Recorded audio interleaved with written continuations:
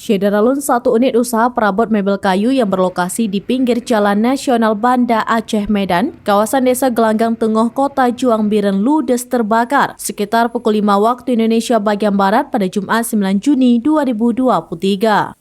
Sumber api penyebab terjadinya musibah tersebut belum diketahui. Api baru berhasil dipadamkan 2 jam kemudian.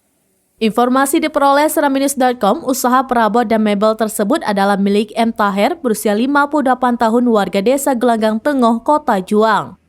Warga yang berada di sekitar lokasi kejadian melihat bagian belakang panglong sudah terbakar dan kobaran api dengan cepat membesar sehingga warga meminta bantuan pemadam posko Kota Biren.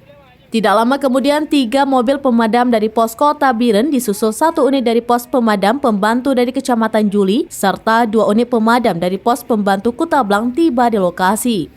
Petugas damkar bersama warga bahu-membahu memadamkan api yang terus membesar dari berbagai sisi. Ruas jalan nasional dari arah Banda Aceh ke Medan terpaksa ditutup karena berdekatan dengan lokasi kebakaran.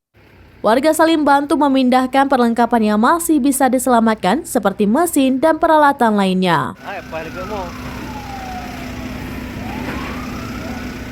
Dari Biren, Yusmandin Idris, seramnews.com.